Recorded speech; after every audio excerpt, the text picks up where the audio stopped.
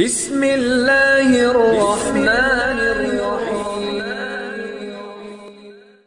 مفتی شعیب اللہ خان صاحب کے بیانات کے لیے مفتی صاحب کے آفیشیل چینل کو سبسکرائب کریں اور زیادہ سے زیادہ شیئر کریں۔ الحمدللہ نحمده ونستعینه ونستغفره ونؤمن به ونتوکل علیہ ونعوذ باللہ من شرور انفسنا ومن سیئات اعمالنا من يهده الله فلا مضل له ومن يضلله فلا هادي له ونشهد أن لا إله إلا الله وحده لا شريك له ونشهد أن سيدنا ومولانا محمدا عبده ورسوله صلى الله عليه وعلى آله وأصحابه وأزواجه وذرياته وسلم تسليما كثيرا كثيرا أما بعد فأعوذ بالله من الشيطان الرجيم بسم الله الرحمن الرحيم شهر رمضان الذي أنزل فيه القرآن هدى للناس وبينات من الهدى والفرقان۔ محترم حضرات، بھائیوں، بزرگوں، دوستوں، اللہ تبارک و تعالی نے رمضان کی بہت ہی مقدس اور مبارک گھڑیاں اللہ نے دوبارہ ہم کو عطا فرمائی۔ یہ کس قدر اللہ کی بڑی نعمت، عظیم نعمت ہے، جس کے بارے میں آتا ہے کہ حضرات سلف صالحین رمضان کے آنے پر عبادت، ریاضت، مجاہدے میں اپنے اوقات کو لگاتے اور رمضان کے گزر جانے کے بعد 6 ماہ تک اس کا افسوس کرتے تھے، اور پھر 6 ماہ کے بعد اگلے رمضان کا انتظار شروع کر دیتے ہیں۔ تو 6 ماہ ان کے رمضان کے انتظار میں اور 6 ماہ رمضان کے بعد رمضان کے چلے جانے کے افسوس میں گزر جاتے تھے۔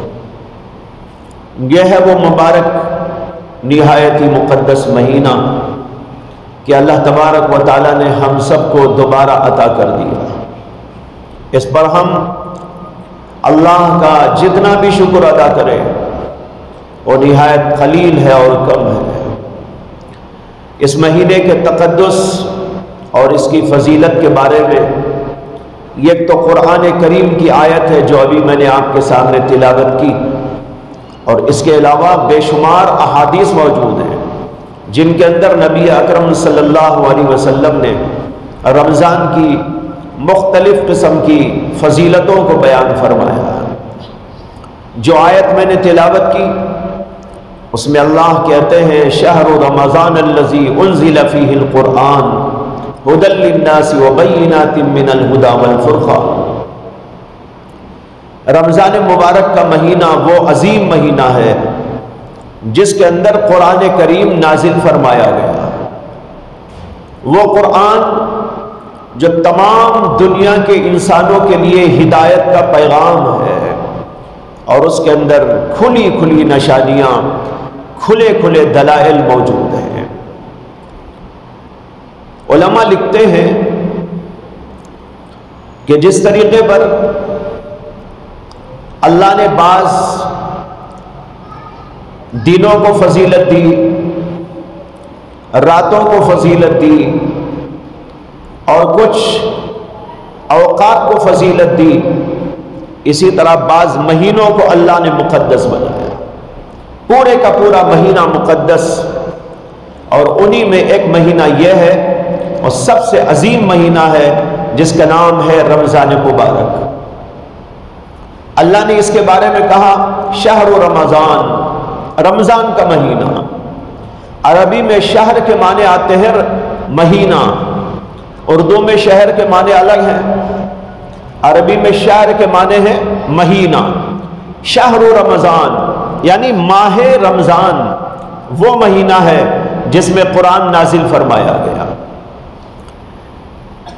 آپ نے محسوس کیا ہوگا کہ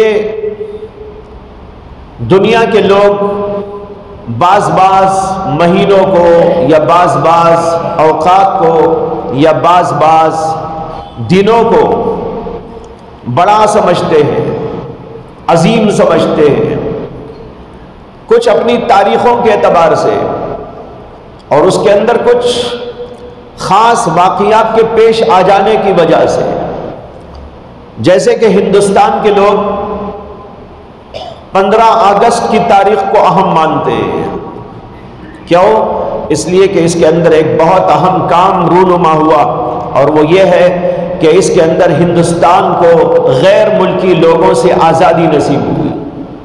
تو 15 اگست کی تاریخ بڑی مانی جاتی ہے، اہم مانی جاتی ہے، اور اس کو منایا جاتا ہے۔ تو اس سے معلوم ہوتا ہے کہ کسی تاریخ کے اندر، کسی دن کے اندر کسی خاص واقعے کا پیش آ جانا، اہم ترین واقعے کا پیش آ جانا، اس تاریخ کو اور اس دن کو یا اس مہینے کو کچھ بڑا بنا دیتا ہے لوگوں کی نگاہوں میں بھی۔ اسی طرح اللہ تبارک و تعالیٰ نے بھی بعض مہینوں کو، بعض دنوں کو، بعض راتوں کو فضیلت عطا کی۔ جیسے کہ جمعہ کے دن کو فضیلت عطا فرمائی، اس لیے کہ جمعہ کے دن بہت اہم کام رونما ہوئے ہیں۔ حدیث میں آتا ہے کہ اللہ کے نبی صلی اللہ علیہ وسلم نے فرمایا کہ جمعہ کا دن وہ ہے کہ سورج کسی دن طلوع نہیں ہوا جو جمعہ سے زیادہ فضیلت مآب ہو۔ جمعہ سب سے زیادہ فضیلت مآب دن ہے۔ کیوں؟ فرمایا فیہ خلق آدم وفیہ ادخل الجنہ وفیہ اخرج منہ وفیہ تقوم الساعہ۔ اللہ کے نبی نے فرمایا کہ اس کے اندر بہت اہم کام رونما ہوئے۔ ایک تو یہ کہ تمام دنیائے انسانیت کے باپ حضرت آدم علیہ السلام کو جمعہ کے دن اللہ نے پیدا کیا تھا۔ تو دیکھو جمعہ کی فضیلت اس لیے ہے کہ جمعہ میں ایک بہت اہم کام ہوا، اور وہ کام کیا کہ حضرت آدم علیہ السلام کی پیدائش ہوئی۔ دوسرا کام یہ ہوا کہ جمعہ ہی کے دن اللہ نے آدم علیہ السلام کو جنت میں داخل فرمایا، اور تیسرا کام اس کے اندر یہ ہوا کہ اللہ نے جنت سے اسی دن حضرت آدم کو نکال کر دنیا میں بھیجا۔ دنیا میں ان کا آنا بھی ایک بہت بڑا حادثہ ہے، بہت بڑا کام ہے، بہت ہی عظیم واقعہ ہے، اس لیے کہ اگر وہ دنیا میں نہ آتے تو یہ دنیا کی رونق کہاں ہوتی، یہ دنیا کی آبادی کہاں ہوتی، انبیاء کہاں پیدا ہوتے، دنیا کے اندر یہ نظام اور اس سسٹم قائم کا ہوتا۔ اسی اللہ نے کہا، اللہ کے نبی نے کہا کہ اسی دن یعنی جمعہ کے دن اللہ کے پیغمبر حضرت آدم علیہ السلام کو جنت سے نکال کر دنیا میں بھیجا گیا۔ اور ایک کام یہ ہوگا وفیہ تقوم الساعہ، قیامت بھی اسی دن طاری ہونے والی، قائم ہونے والی ہے۔ تو جمعہ کے دن کی فضیلتوں میں یہ چیزیں بیان کی گئی۔ اسی طرح اللہ تعالیٰ نے رمضان کو فضیلت کیوں دی؟ خود اللہ کہتے ہیں شہر رمضان انزل فیہ القرآن، یہ رمضان کا مہینہ وہ مہینہ ہے جس کے اندر قرآن نازل فرمایا گیا۔ قرآن کے نازل ہونے کی وجہ سے رمضان کا مہینہ مقدس ہو گیا، عظیم ہو گیا، مبارک ہو گیا، اس لیے کہ قرآن بہت عظیم الشان کتاب ہے، اللہ کی کلام ہے، اللہ کا اتنا عظیم الشان کلام اس مہینے کے اندر نازل ہونے کی وجہ سے اس کو فضیلت دے دی گئی اور تمام مہینوں میں سب سے اعلیٰ و عرفہ اس کو قرار دے دیا گیا، اس لیے کہ قرآن سب سے اعلیٰ ترین کتاب ہے، سب سے اعلیٰ ترین اللہ کا کلام ہے۔ جس مہینے کے اندر یہ نازل ہوا اللہ نے اس کو بھی فضیلت عطا فرما دی۔ اس سے معلوم ہوتا ہے کہ رمضان کا ایک خاص تعلق ہے قرآن کریم کے ساتھ، اس لیے اس مہینے میں اس کو نازل فرمایا گیا اور اس مہینے کو اسی وجہ سے فضیلت عطا کر دی گئی۔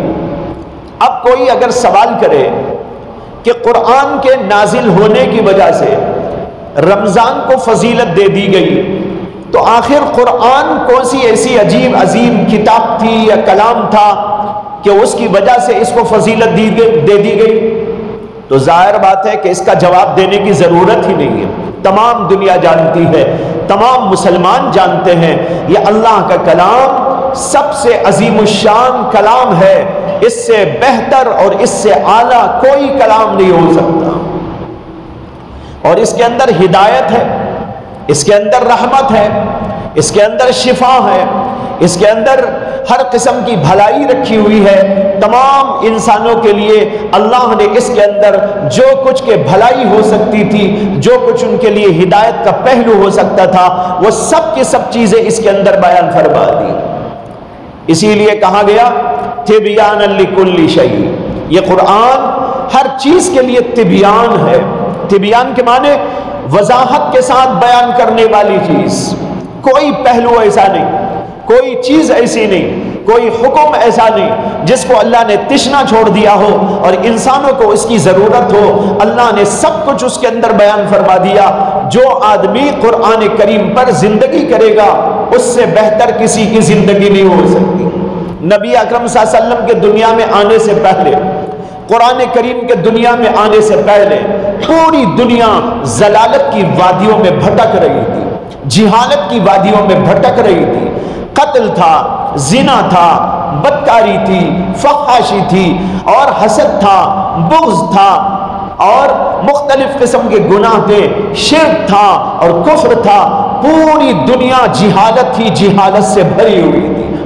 قرآن آیا تو جہالت کے یہ سب کے سب جو ہے بادل چھٹنے لگے، گمراہی کے بادل چھٹنے لگے، یہاں تک کہ دنیا کے اندر ہدایت عام ہو گئی، اور دنیا نے چند ہی سالوں کے اندر دیکھا کہ محمد عربی صلی اللہ علیہ وسلم تشریف لائے اور آپ پر قرآن نازل ہوا، اور 23 سال کی چھوٹی سی مدت کے اندر پوری دنیا کا ماحول بدل کر رکھ دیا گیا۔ یہ قرآن کریم کی روشنی میں ہوا۔ معلوم ہوا یہ قرآن دنیا میں نازل ہونا اللہ کی بہت بڑی عنایت، بہت بڑا فضل ہے۔ اسی لیے رمضان مبارک کو، جو اس مہینے رمضان مبارک جس کے اندر یہ قرآن نازل کیا گیا، اس کو فضیلت دے دی گئی۔ حدیث میں آتا ہے کہ نبی اکرم صلی اللہ علیہ وسلم نے فرمایا کہ رمضان مبارک ایسا مقدس ترین مہینہ ہے کہ اس سے بڑھ کر خیر والا کوئی مہینہ نہیں۔ اور ایک حدیث میں فرمایا کہ اگر میری امت کو پتہ چل جائے، اگر لوگوں کو پتہ چل جائے کہ رمضان مبارک کے اندر کیا خیر ہے، اس کے اندر کیا بھلائی ہے، اس کے اندر کیا برکتیں ہیں، اگر لوگوں کو پتہ چل جائے تو میری امت اس بات کی آرزو و تمنا کرے گی کہ پورا سال رمضان ہی رمضان رہے۔ یہ مسند احمد کی روایت ہے۔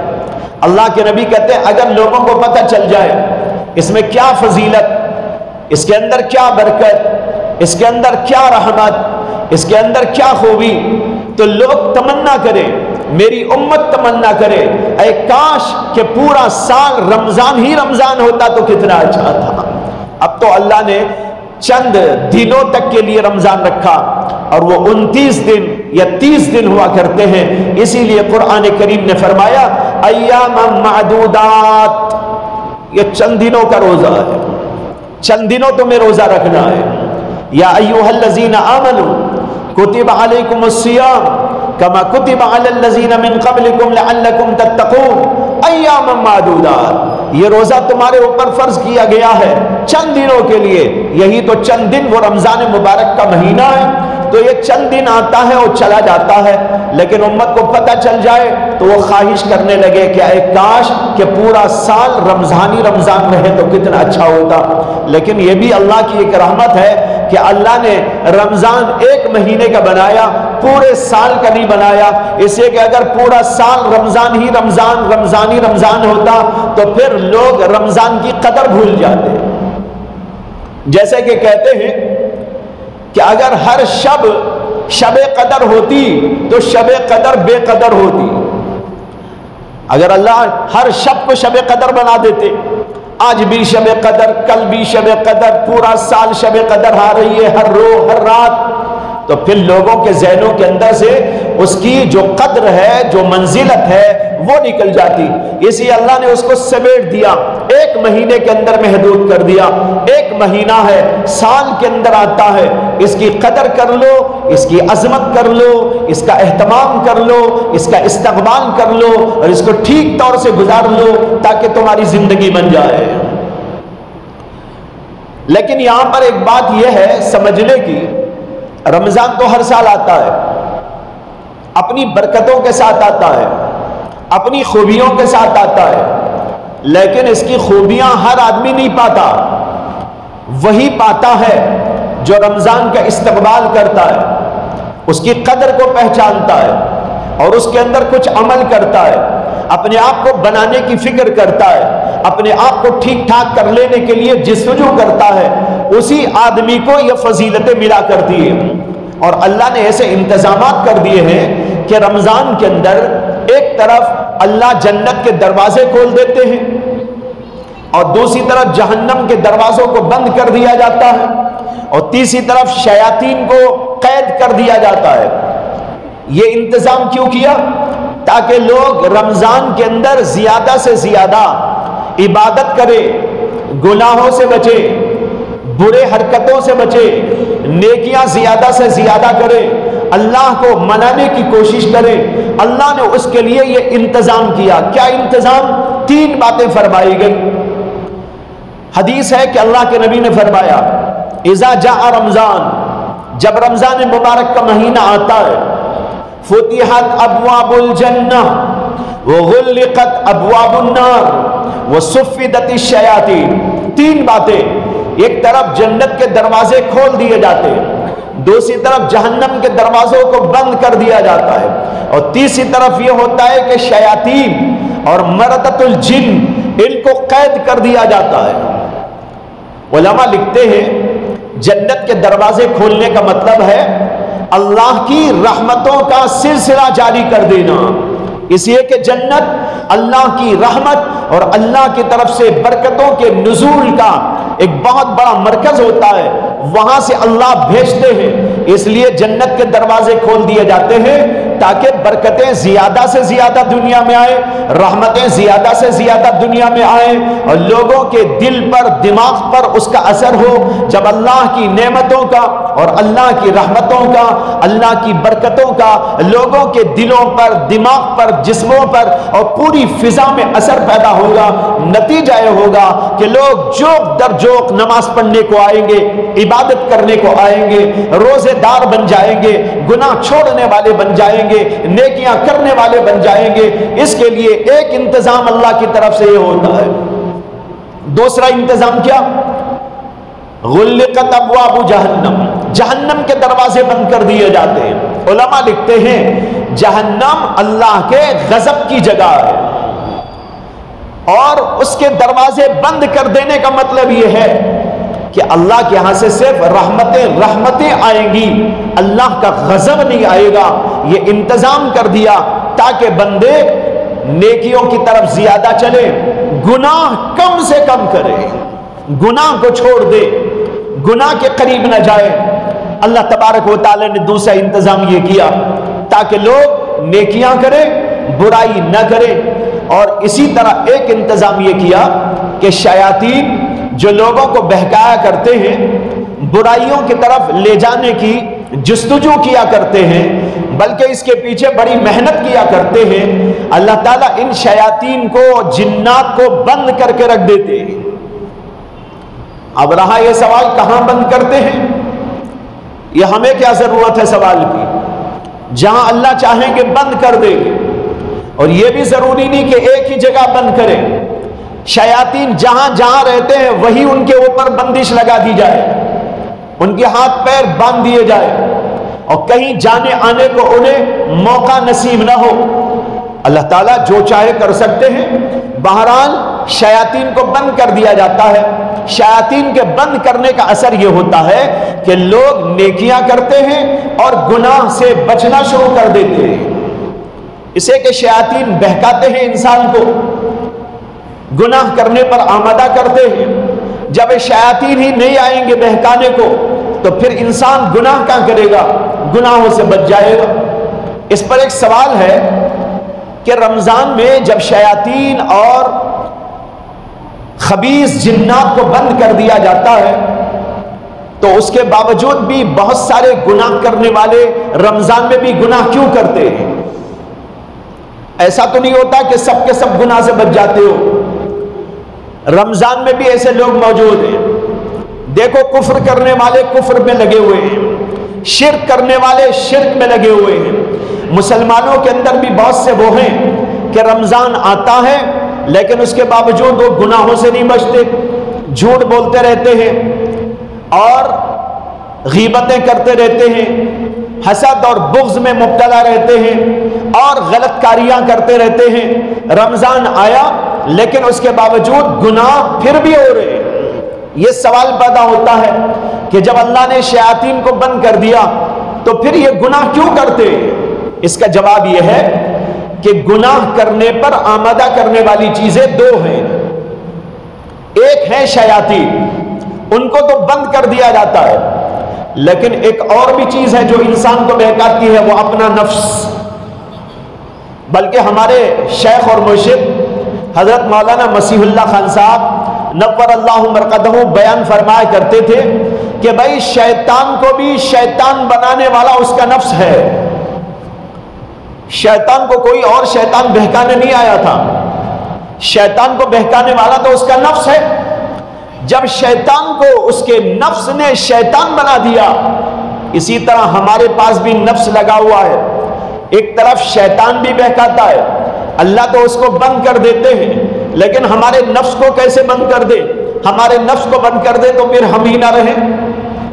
اس لیے اللہ تعالیٰ نفس کو نہیں بند کرتے، نفس تو ہمارے پاس رہتا ہے، اور اس کی فطرت یہ ہے جس کو اللہ نے قرآن میں بیان فرمایا، ان النفس لامارۃ بالسوء۔ نفس گناہوں کا، بدکاریوں کا، برائیوں کا بہت حکم دیا کرتا ہے، اس کی فطرت کے اندر رکھا ہوا ہے۔ اس لیے شیطان تو بند ہو جاتا ہے لیکن اندر کا نفس بہکاتا رہتا ہے۔ جب دونوں مل جاتے ہیں، شیطان اور نفس، زیادہ گناہ ہوتے ہیں، لیکن شیطان کے بند ہونے کا اثر یہ ہوتا ہے کہ ذرا گناہ کم ہو جاتے ہیں، بہت کم ہو جاتے ہیں۔ چنانچہ رمضان میں ہم دیکھتے ہیں بہت سارے لوگ گناہ چھوڑ دیتے ہیں، نیکیوں پر آ جاتے ہیں، بے نمازی نمازی بن جاتا ہے، ذکر نہ کرنے والا ذکر کرنا شروع کر دیتا ہے، تلاوت نہ کرنے والے رمضان بھر تلاوت، رمضان کے علاوہ تلاوت نہیں کرتے، لیکن ماشاءاللہ رمضان کے اندر دیکھا جاتا ہے ہر آدمی کچھ نہ کچھ تلاوت کرنے والا بن جاتا ہے۔ یہ نیکیوں کی بھرمار اور نیکیوں کا یہاں سے وہاں تک جو سیلاب نظر آتا ہے، یہ اسی لیے ہے بھائیوں کہ اللہ نے شیاطین کو بند کر دیا اور نفس ذرا ڈھیلا پڑ گیا۔ بہرحال یہ ہے اللہ کی طرف سے انتظامات۔ اب ہمیں ان انتظامات خداوندی کو سامنے رکھتے ہوئے اپنے آپ کو بنانے کی کوشش کرنا چاہیے کہ بھائی جب اللہ نے ہمیں رمضان جیسا مقدس مبارک مہینہ عطا کر دیا ہے، اور اتنا مقدس مہینہ جس کے اندر اللہ نے اپنا کلام نازل کرنے کے لیے اس کا انتخاب کیا اور ایسی ایسی فضیلتیں اس کی بیان فرمائی گئی، تو ہمیں اور آپ کو چاہیے کہ ہم رمضان کے مہینوں کو ٹھیک ٹھیک گزاریں۔ رمضان میں کرنا کیا ہے بھائیو؟ سب کو معلوم چند کام بڑی اہمیت کے ساتھ کر لے۔ نمبر 1 روزہ۔ روزہ بہت اہم عبادت ہے جو رمضان میں ادا کی جاتی ہے، اور اس کے دنیاوی اور اخروی دونوں طرح کی برکات ہے۔ جب آدمی روزہ رکھتا ہے، روزے کی ظاہری برکتیں بھی ہیں، یعنی دنیاوی فائدے بھی ہیں، اور اس کے علاوہ اخروی فائدے بھی بہت زیادہ ہیں۔ اخروی فائدے یعنی آخرت میں جو اس کا فائدہ ملنے والا ہے، حدیث میں آتا ہے، نبی اکرم صلی اللہ علیہ وسلم نے فرمایا کہ اللہ فرماتا ہے، ایسی حدیث کا نام ہے حدیث قدسی، جس میں اللہ کے نبی کہتے ہیں کہ اللہ فرماتا ہے۔ کیا فرماتا ہے؟ اللہ نے فرمایا جو کچھ کے اعمال بندہ کرتا ہے وہ اس کے لیے کرتا ہے الا الصیام، سوائے روزوں کے، فإنہ لی وأنا اجزی بہ، اور وہ صرف میرے لیے رکھتا ہے اور میں خود اپنے ہاتھوں سے اس کا بدلہ دوں۔ دیکھو کتنی بڑی فضیلت۔ اللہ کے نبی کہتے ہیں کہ اللہ کہتے ہیں میں خود اپنے ہاتھوں سے اس کا بدلہ دوں گا۔ علماء اس کی تشریح میں لکھتے ہیں ہر عمل کا جو ثواب دیا جائے گا وہ فرشتوں کے ہاتھوں دیا جائے گا، لیکن اللہ روزے کا بدلہ خود اپنے ہاتھوں سے عطا فرمائے گا۔ یہ ہے اس کی فضیلت۔ اور دوسری فضیلت بیان کی، الصوم جنہ، روزہ جنہ ہے۔ جنہ کے معنی آتے ہیں ڈھال۔ ڈھال کہتے ہیں ایسی چیز کو جو آدمی اس وقت استعمال کرتا ہے جب کوئی خطرے کی چیز اس کی طرف پیش آنے والی ہوتی ہے، خطرے سے اپنے آپ کو بچانے ڈھال استعمال کرتا ہے۔ مثلا لکڑی کوئی ایسے رکھ لیتا ہے، ایک آدمی ادھر سے کچھ مارنا چاہا، اس نے ایسا رکھ لیا ڈھال، اس کو کہتے ہیں ڈھال۔ اللہ کے نبی کہتے ہیں الصوم جنہ، روزہ ڈھال ہے۔ کس بات کی ڈھال؟ جہنم سے بچنے کے لیے ڈھال۔ جو آدمی کے روزہ رکھے گا وہ جہنم رسید نہیں ہوگا، یہ اس کی فضیلت کے اندر بیان فرمایا گیا۔ اور ایک فضیلت یہ بیان فرمائی کہ رسول اکرم صلی اللہ علیہ وسلم نے فرمایا کہ روزے دار کے منہ کی بدبو، روزے دار کے منہ کی بدبو اللہ کے نزدیک مشک سے زیادہ پسندیدہ ہے۔ مشک کتنا بہترین ہوتا ہے اور کس قدر اس کی وجہ سے آدمی کو خوشی اور فرحت محسوس ہوتی ہے۔ اللہ کے نبی کہتے ہیں روزے دار کے منہ کی بدبو اللہ کو پسند ہے، اس سے زیادہ پسند جتنا کہ تم کو مشک و عنبر پسند ہے، اس سے زیادہ اللہ کو پسند ہے۔ لیکن یہاں پر یہ سمجھ لیں، ایک منہ کی بدبو وہ ہوتی ہے جو منہ ٹھیک طور پر صاف نہ کرنے کی وجہ سے ہوتی ہے، وہ یہاں مراد نہیں۔ اگر کوئی بے وقوف یہ سمجھے کہ بھائی منہ ہی نہ دھوؤں اللہ کو پسند آ جائے، یہ اللہ کو ناپسند ہے۔ اللہ پسند کرتے ہیں پاکی کو، اللہ پسند کرتے ہیں صفائی کو، جسم پاک رکھو، منہ پاک رکھو، اسی لیے مسواک کا حکم ہے، اسی لیے ٹھیک ٹھاک طور پر دانتوں کی جیب تک کی صفائی کا حکم دیا گیا ہے۔ منہ اپنا پاک رکھو، مسواک کی بڑی اہمیت بیان فرمائی گئی، اس کے اندر یہ بھی فرمایا گیا مطہرۃ للفم ومرضاۃ للرب۔ اس کے دو فائدے بیان کیے، جو مسواک استعمال کرتا ہے اللہ اس سے راضی ہوتا ہے، اور ایک اس کا فائدہ یہ ہے کہ منہ کی صفائی ہو جاتی ہے۔ تو یہاں یہ مراد نہیں ہے جب آدمی بھوکا پیاسا رہتا ہے تو معدے کے اندر سے ایک بو اٹھتی ہے، یہ منہ کی بو نہیں، معدے سے اٹھنے والی بو جو منہ کے اندر سے محسوس ہوتی ہے، اس کے بارے میں فرمایا گیا کہ یہ بو اللہ کو پسند ہے مشک و عنبر سے زیادہ، اس لیے روزہ بہت فضیلت مآب عبادت ہے۔ اور ایسی عبادت کسی کو پتہ بھی نہ چلے آپ روزے سے ہیں کہ نہیں ہیں۔ نماز پڑھیں تو دکھائی دیتا ہے، صدقہ کریں تو کسی کو دکھائیں کہ نہ دکھائیں، لیکن جسے آپ صدقہ دیں گے اسے تو پتہ چل ہی جائے گا، جس فقیر کو آپ دیں گے اسے تو پتہ چل ہی جائے گا۔ آپ ہزاروں سے چھپائیں لیکن اس سے کیسے چھپائیں گے؟ جو آدمی کے زکوٰۃ لینے والا ہے، جو آدمی کے صدقہ لینے والا غریب ہے، اسے تو جب آپ دیں گے تو پتہ چل جائے گا۔ لیکن روزہ ایسی عبادت کہ آدمی کو معلوم اور اس کے پروردگار کو معلوم، کسی کو نہیں خبر ہے۔ ایسی عبادت، اس پاکیزہ عبادت کی بڑی تاکید ہے۔ اور دوسرا کام جو رمضان میں کرنا ہے وہ ہے تراویح۔ تراویح 20 رکعت سنت ہے، سنت مؤکدہ، اور اس لیے اس کا پڑھنا اہم ہے، ضروری ہے۔ کبھی اتفاق سے چھوڑ گئی تو چلو معاف ہے، لیکن مستقل طور پر اس کو چھوڑنے والا گنہگار ہوتا ہے۔ حضرت سیدنا عمر بن خطاب رضی اللہ عنہ کے دور سے تمام صحابہ کے اتفاق سے یہ سنت چلی آ رہی ہے۔ اس کا مطلب یہ نہیں کہ پہلے تراویح نہیں ہوتی تھی، اللہ کے نبی نے پڑھی ہے، صحابہ الگ الگ پڑھا کرتے تھے، لیکن اس میں تعداد معلوم نہیں کہ کتنی ہوتی تھی۔ کچھ ضعیف روایتوں میں یہ آیا کہ 20 رکعت ہوتی تھی، کچھ روایتوں میں اس کے علاوہ بھی آیا، لیکن حضرت عمر رضی اللہ عنہ کے دور خلافت میں تمام صحابہ کے اتفاق سے 20 رکعت تراویح کا سلسلہ شروع ہو گیا۔ لہذا 20 رکعت پڑھنا یہ سنت مؤکدہ ہے، اس کو چھوڑنا نہیں چاہیے، اور پورا رمضان پڑھنا ہے۔ بعض لوگ یہ سمجھتے ہیں 27ویں شب تک پڑھنا ہے، 27ویں کے بعد سب کچھ چھوڑ دیتے ہیں۔ بعض ایسے بھی ہیں روزہ بھی چھوڑ دیتے ہیں۔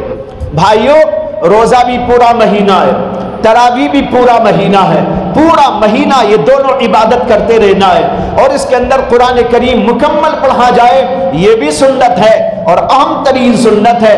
اس لیے جہاں پورا قرآن پڑھا جاتا ہے وہاں امام کے پیچھے بڑے اہتمام کے ساتھ میں شریک ہو کر تراویح پڑھے، اور تراویح کے ساتھ اس کے اندر قرآن کریم سنا کرے، یہ بہت بڑی فضیلت مآب چیز ہے۔